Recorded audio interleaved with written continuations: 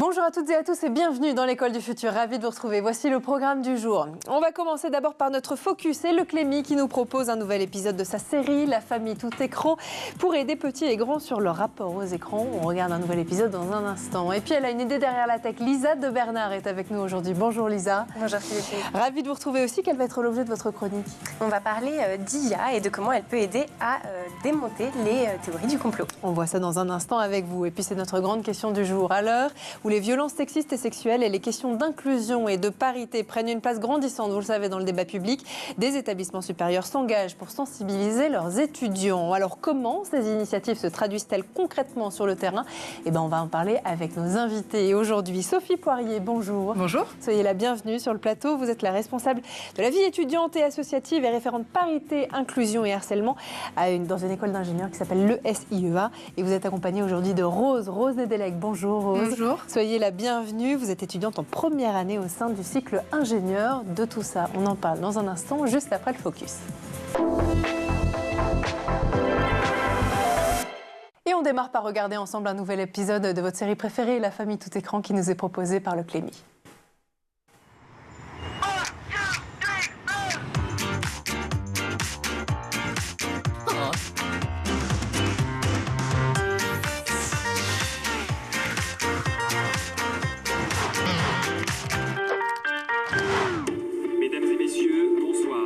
Attention, c'est le JT, à couvert.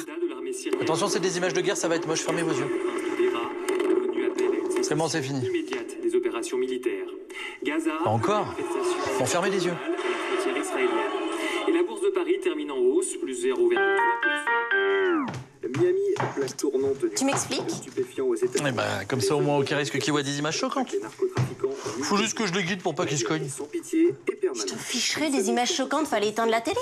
Bah oui, il suffit de changer de chaîne. J'ai perdu la télécommande. Les hommes de la brigade des stupes traquent les narcotrafiquants nuit et jour.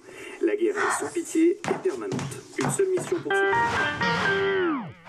Entre les actualités, les séries, les films et même parfois les bandes annonces diffusées en pleine journée, il y a des risques. Alors si c'est juste pour nous mettre en fond sonore et qu'on ne sert pas, il suffit de nous éteindre.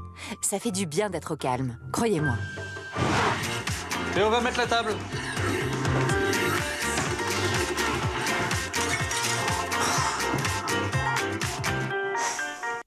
Allez, toute autre chose à présent. Comment lutter efficacement contre le harcèlement et les discriminations dans les écoles supérieures? Face à des réalités trop souvent ignorées, certaines écoles et certaines institutions ont pris les devants. Certaines aussi en intégrant des ateliers et des formations sur les violences sexistes, l'inclusion ou encore la parité dès l'arrivée des nouveaux étudiants. Mais que changent vraiment ces initiatives et ont-elles un impact aussi sur la façon dont les étudiants perçoivent ces problématiques et régissent leur quotidien? On en parle tout de suite dans la première partie du talk. Et on en parle avec nos invités aujourd'hui. Et ma première question va être pour vous, Sophie. Je rappelle que vous êtes responsable de la vie étudiante et associative et référente parité, inclusion et harcèlement à l'ESIEA. Concrètement, elle consiste en quoi vos missions au quotidien ? Alors, il y a plusieurs missions. D'abord, je m'occupe des étudiants et de tout ce qui n'est pas pédagogique. Donc, accompagner les étudiants, faire en sorte que leurs 5 années sur le campus se passent bien, dans les meilleures conditions. Faire en sorte que leur accueil se passe au mieux. Donc, s'occuper de l'intégration, qui est quand même un moment très important pour les premières années. Bien sûr. On sort du lycée, on arrive dans le supérieur. Et puis, les accompagner jusqu'à leur sortie, jusqu'à la remise des diplômes. Voilà, avec plein de choses mises en place. Et notamment les casquettes principales qui sont la parité, l'inclusion, la diversité. La question des femmes fait partie des questions principales, évidemment.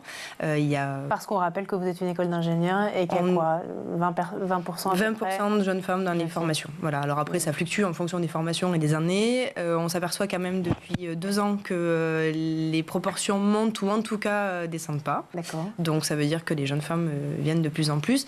Mais ça reste compliqué, ça reste difficile. Et le pas à franchir pour arriver vers une école d'ingénieurs dans nos domaines à nous, dans le domaine du numérique, nous on est vraiment IA, cyber, informatique, système embarqué. C'est pas évident. Elles doivent déjà faire un effort pour s'inscrire, déjà faire un effort pour cocher la case de cette école sur Parcoursup.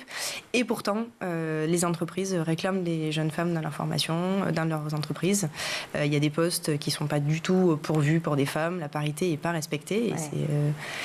Il y a une vraie pénurie d'ingénieurs il y a une vraie en France. pénurie d'ingénieurs en général et de femmes encore plus. Elles ont un boulevard devant elles pour trouver des postes. Et justement, une future ingénieure, on en a une sur le plateau. Bienvenue Rose, c'est votre première émission télévisée. On est ravis de vous avoir. Justement, est-ce que vous partagez l'avis de Sophie? Est-ce que ça a été plus difficile peut-être que pour un garçon de rejoindre ces études-là? Est-ce que c'est quelque chose qui vous a motivé depuis longtemps de rejoindre le domaine de l'ingénierie? Depuis toute petite, j'ai toujours voulu aller dans ces études-là. D'accord.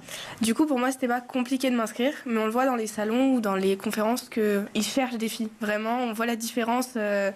Vous vous sentez accueillie? Oui, c'est ça. Alors, vous êtes là aussi parce qu'on va parler des ateliers que vous avez mis en place sur les violences sexistes et sexuelles lors de la semaine notamment d'intégration que vous venez de vivre, Rose. Peut-être, Sophie, est-ce que vous pouvez nous expliquer l'importance de ces ateliers, comment ils s'inscrivent en fait dans une démarche peut-être un peu plus large de lutte contre le harcèlement en général? L'idée était de commencer cette première semaine. Ils arrivent, ils sortent du lycée. On ne voulait pas qu'ils attaquent directement par de la pédagogie. Ils vont en avoir. Ils vont en avoir beaucoup. Ils ont attaqué d'ailleurs. Mais qu'est-ce qu'on fait déjà pour les mettre dans le bain, pour faire en sorte qu'il y ait une vraie cohésion dans leurs promos, qu'ils se rencontrent, qu'ils se découvrent, qu'ils échangent, qu'ils créent des groupes de potes, en fait, pour pouvoir bosser. Parce que c'est aussi ça, plus on se connaît et plus c'est facile de travailler et moins c'est facile de se discriminer puisqu'on sait qui on est. Et dans cette démarche-là, il était évident pour moi qu'il fallait inclure une question sur les VSS. Ça fait... Violences sexistes et sexuelles. Oui, violences sexistes et sexuelles. Discrimination en général, en fait, on se rend compte que quand on aborde ce sujet-là sur les violences sexistes et sexuelles, on aborde aussi tout un tas d'autres sujets. On ouvre la parole sur... Lesquels, par exemple? La question de l'inclusion, la question du genre, la question des personnes LGBT, la question du handicap. Il y a plein de sujets qui s'ouvrent en fait, parce que le harcèlement, évidemment, est important sur la partie VSS, mais il est aussi très important sur plein d'autres sujets. Donc quand on commence à ouvrir la porte et à dire que chez nous, on peut en parler, et chez nous, on ne fait pas de... Il n'y a pas de tabou, quoi. Il n'y a pas de tabou, et surtout, on est très vigilant et on sanctionne si c'est nécessaire. En général, ça ouvre la parole pour tout le monde. Justement, Rose, vous avez vécu cette semaine d'intégration il y a quelques jours, ces ateliers. Donc aussi, quel regard vous portez en tout cas sur la formation que vous avez reçue? Je pense que la formation était hyper intéressante, surtout pour des gens qui ne sont pas confrontés à ces problèmes-là.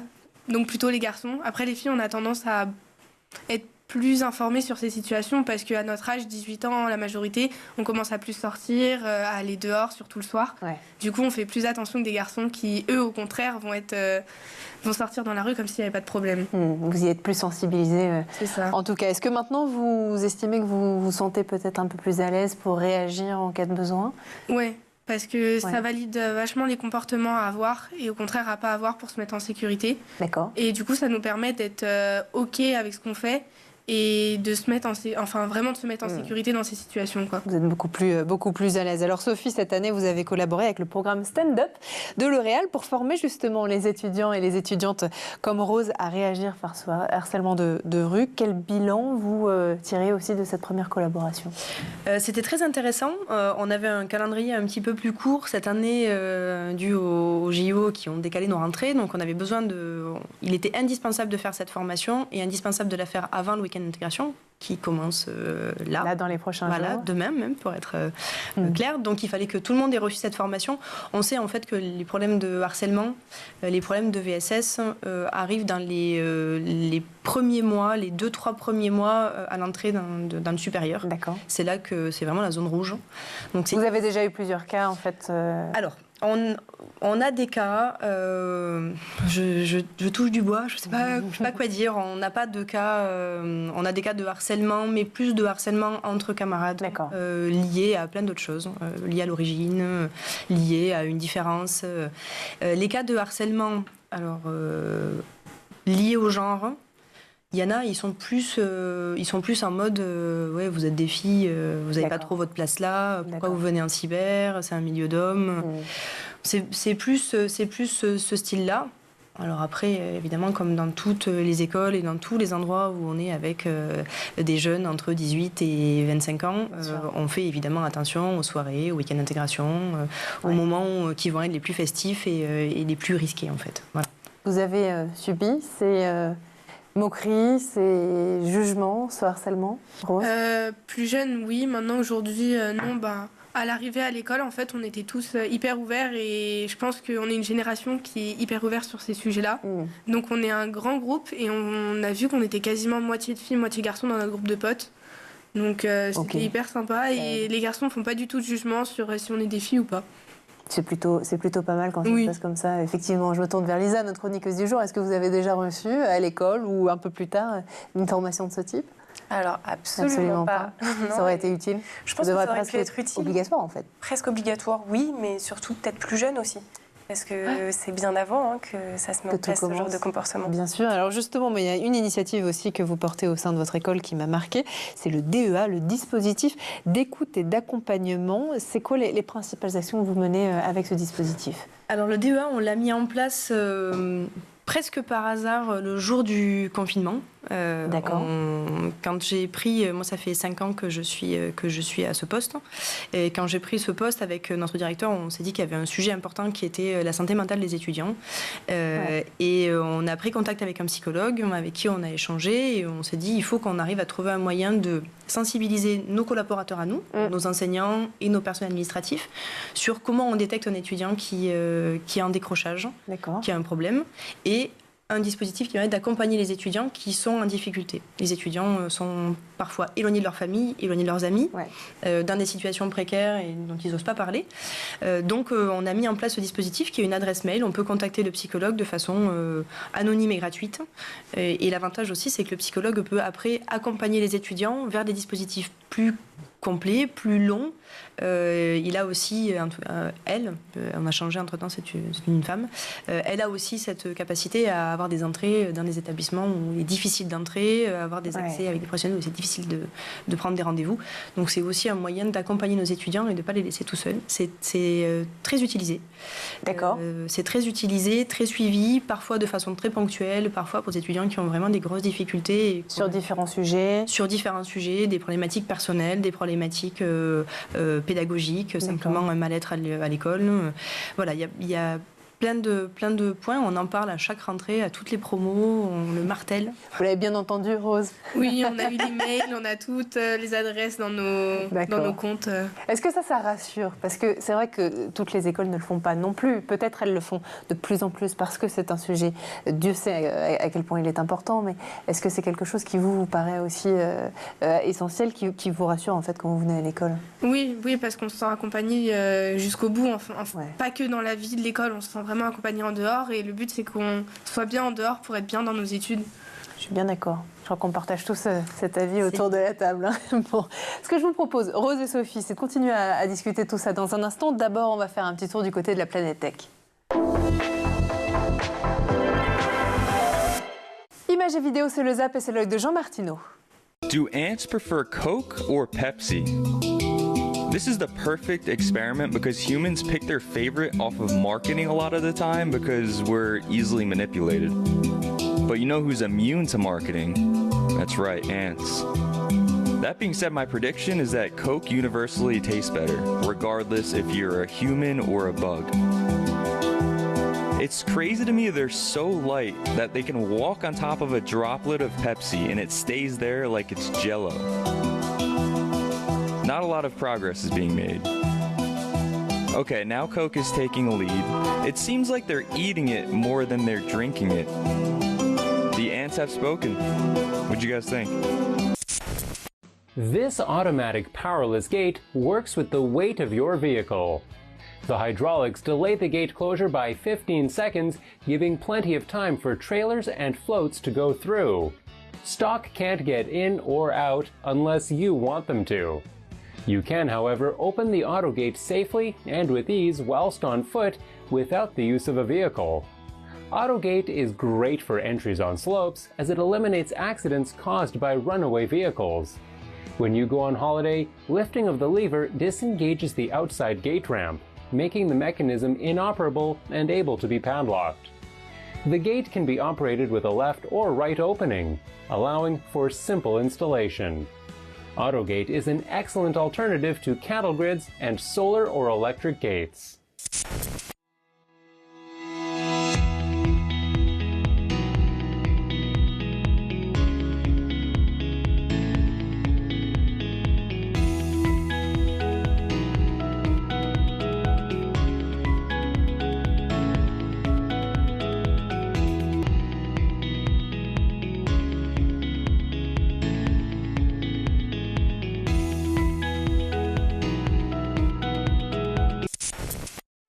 an innovative solution to the parking space problem, part garage, part vending machine.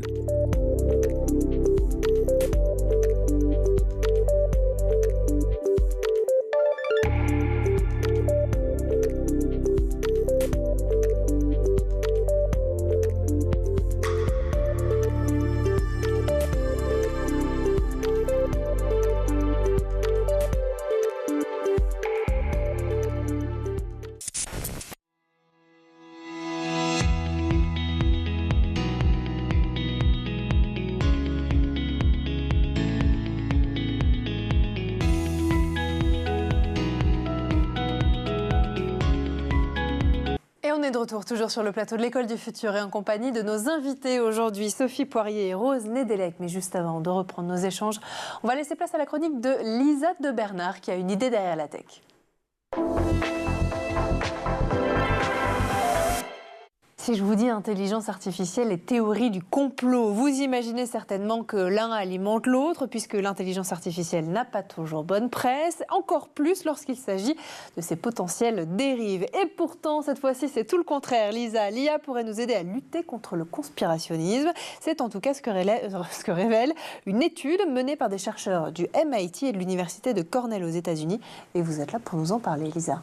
Et oui, il s'appelle le Debunkbot. Il est boosté à ChatGPT 4 Turbo et comme son nom l'indique, c'est un chatbot philippine, un chatbot, donc un robot conversationnel dont le rôle est de débunker, ce qui en bon français signifie démystifier ou plutôt discréditer, sous-entendu une personne ou une organisation qui tente de faire circuler de fausses informations. Et justement, les chiffres sont accablants avec près d'un Américain sur deux qui adhère à une ou plusieurs théories du complot. Le Debunkbot a du pain sur la planche, je crois. Effectivement, et c'est pour pallier ce phénomène que des chercheurs en psychologie ont mené une petite expérience, enfin petite, c'est quand même sur quasi 2200 personnes. Ah oui. Oui, donc c'est pas si petit que ça.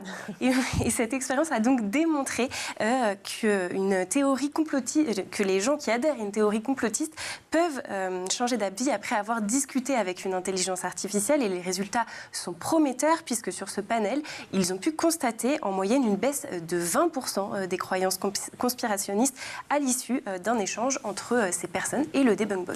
Des changements de perception qui, en plus, ont tendance à persister dans le temps, jusqu'à 2 mois après l'expérience pour certains, c'est ça? Tout à fait, et plus impressionnant encore, on a environ 25% de ce panel qui a complètement abandonné les théories du complot auxquelles ils adhéraient. Mais alors, concrètement, comment ça se passe, ce protocole? Comment s'est déroulée l'expérience pour chacun des volontaires? Eh bien, il y a plusieurs étapes. La première, elle consistait à borner les limites du conspirationnisme de chacun des participants. Et pour ce faire, ils ont été interrogés sur une série de questions. Enfin, ils ont eu une série de questions à propos des différentes croyances auxquelles ils pouvaient adhérer. Par exemple, au sujet du premier atterrissage sur la Lune, qui serait une supercherie, ou encore le 11 septembre, et le fait qu'il s'agisse d'un coup monté de l'État américain.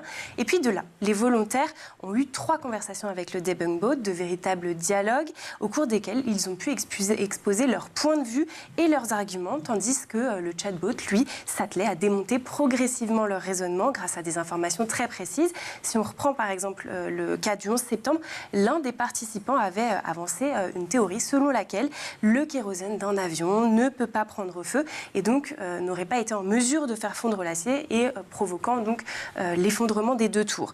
Et donc le chatbot a répondu à cette affirmation en se basant notamment sur des rapports scientifiques pour expliquer à son interlocuteur ce qu'il s'était passé chimiquement. Alors jusque-là, effectivement, c'est assez clair, Lisa. Ce qui est étonnant, c'est qu'en temps normal, lorsqu'on fait face à une personne complotiste, même avec des arguments très rationnels, il est difficile, bien difficile de lui faire changer d'avis. Comment l'échange avec un chatbot peut justement amener à des résultats un peu différents du coup? Eh bien, parce que c'est un robot, justement, et c'est ce que cette étude met en lumière, c'est qu'à la fois d'un point de vue purement formel, un robot ne s'épuise pas, il ne s'énerve pas et peut donc plutôt tenir dans la longueur un échange qui, pour un être humain, peut devenir un petit peu agaçant à la longue. Ça, c'est le premier point, voilà. Et puis l'autre point, et c'est là que ça devient intéressant, c'est que la force de l'intelligence artificielle, elle réside dans le nombre de données auxquelles elle a accès, là où, encore une fois, un humain peinerait en fait à répondre à l'intégralité des questions qu'une personne complotiste pourrait se poser, ce qui viendrait donc fragiliser son argumentaire et à contrario renforcer les croyances de la personne complotiste. Une IA, elle peut répondre point par point avec des réponses extrêmement personnalisées. Alors justement, ces réponses très personnalisées sont importantes, puisqu'aussi les études sur le complotisme révèlent qu'en général, une personne complotiste l'est en partie parce qu'elle a une lacune en matière de connaissances. C'est ça, exactement. Il y a une espèce de frustration liée à la paranoïa ou à l'anxiété et tout simplement à un besoin de tout expliquer, de tout rationaliser. Et comme le principe même des théories du complot, c'est d'inonder les personnes avec tout un tas d'informations extrêmement détaillées et de les noyer en fait, en quelque sorte, dans ces informations, c'est là que de discuter avec un bot devient intéressant pour restructurer le propos et répondre à toutes les interrogations de son interlocuteur. Bon, donc c'est plutôt encourageant, Lisa. Et pour les plus curieux, sachez par ailleurs qu'il est possible de le tester puisqu'il est accessible en ligne. Hein, c'est ça, Lisa. Attention, je crois uniquement en anglais. Exactement. Bon, merci beaucoup, Lisa, pour cette chronique. Rose, est-ce que l'intelligence artificielle, c'est justement l'un des sujets que vous allez travailler au cours des prochains mois, des prochaines années au sein de votre école ? Des prochains mois, non, mais des prochaines années, oui, parce qu'on a une spécialisation dans l'école qui est justement l'intelligence artificielle. Donc, il y a des élèves qui travaillent sur ces sujets et qui essayent même de mettre au point des intelligences. D'accord, notamment dans le domaine peut-être des médias et des théories du complot, Sophie ? Ça pourrait. On travaille beaucoup sur l'intelligence artificielle d'un point de vue émotionnel. On étudie les réactions de nos étudiants pendant les cours pour savoir s'ils comprennent pas, s'ils décrochent et pouvoir adapter nos cours en fonction des besoins. C'est génial.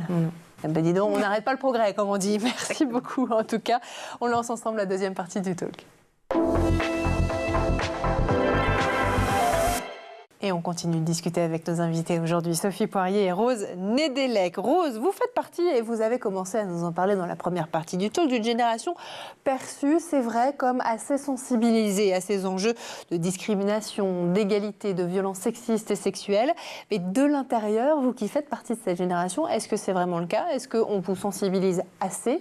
Et est-ce que vos proches, vos copains, et puis derrière la génération qui vous suit, l'est également ? Quel est votre point de vue là-dessus ? Alors oui, on est une génération qui est plus ouverte sur plein de sujets différents, mais faut pas oublier qu'on est quand même élevé par nos parents et que nos parents nous transmettent des connaissances, des avis, et on voit beaucoup qu'on a des amis qui ont des idéaux, des idées même qui sont plutôt extrêmes, voire extrémistes, et du coup, c'est ça.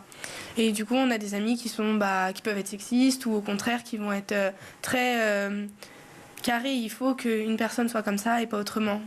Voilà. Ça, c'est difficile, j'imagine, de leur faire changer de point de vue. Oui, on doit souvent faire avec. On essaye petit à petit de leur montrer qu'il est possible d'avoir autre chose. Mais... D'accord. Est-ce que, typiquement, la formation que vous avez suivie il y a quelques jours dans le cadre de votre séjour d'intégration, semaine d'intégration, ça vous permet aussi, vous avez travaillé sur ces sujets-là, d'échanger de manière libre, bienveillante aussi, sur différents points de vue, mais sur des sujets qui sont absolument essentiels et que vous vivez au quotidien encore plus en tant que jeune femme, de discrimination et de violence. Oui, parce qu'on a eu beaucoup de statistiques déjà qui ont pu leur permettre d'avoir des idées claires sur ce qui se passait réellement. D'accord. Comme par exemple que les hommes les plus agressés en Europe, c'est souvent des hommes gays.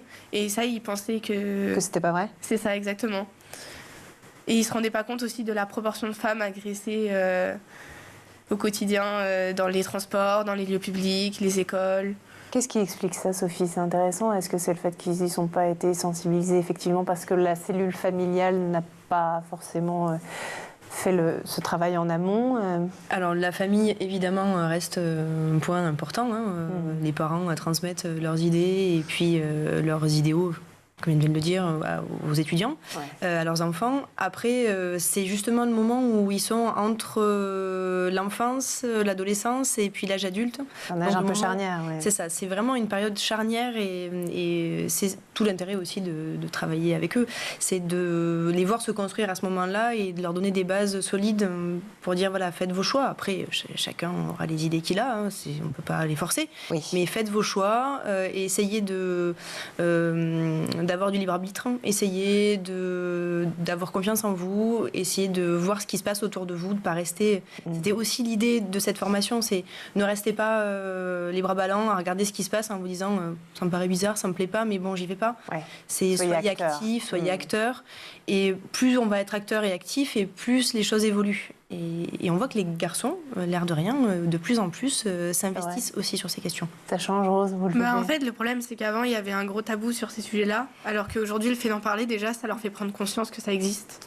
C'est sûr, peut-être qu'ils n'ont jamais été sensibilisés à l'école, au lycée, effectivement, à ces enjeux. Dans votre environnement, Rose, est-ce que les étudiants aussi ils sont justement à l'aise à l'idée d'évoquer des problèmes de stress, de bien-être? On a parlé de cette psychologue qui accompagne les élèves. Ce sont des sujets plutôt intimes quand on est victime d'harcèlement de rue, de violences sexistes, sexuelles, de discrimination, quelle que soit la raison. Est-ce que c'est quelque chose qui est plus facile à faire dans un cadre étudiant que dans un cadre familial? Comment vous voyez cette initiative? Alors, pour le coup, on est beaucoup soutenus parce que moi, ça fait qu'une semaine que je suis là. J'ai déjà rencontré des années supérieures qui nous ont un peu pris sous leurs ailes. D'accord. Et même eux nous ont parlé. Enfin, il y en a qui sont venus nous voir et nous ont dit, bah voilà, moi j'ai eu un burn-out en telle année et j'ai été accompagnée par l'école, j'ai vu un psychologue et aujourd'hui ça va mieux, je continue mes études.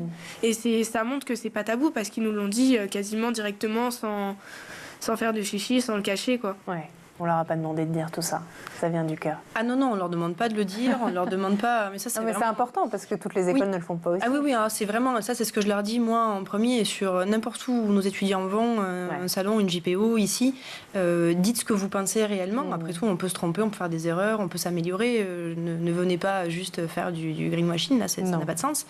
Mais c'est vrai que au début, le dispositif, le DEA était un peu compliqué à prendre en main. On sentait qu'il y avait une petite réticence. C'est ce que j'allais vous demander sur les difficultés que vous avez pu rencontrer. Des premiers temps. Alors après, je pense qu'il a été aidé, bien malgré nous, par le confinement et par le fait que les étudiants se sont retrouvés tout seuls chez eux, vraiment éloignés de leur famille, vraiment en difficulté, et que ce dispositif a fait qu'ils ont eu un point d'ancrage, un point d'accroche pour pouvoir parler.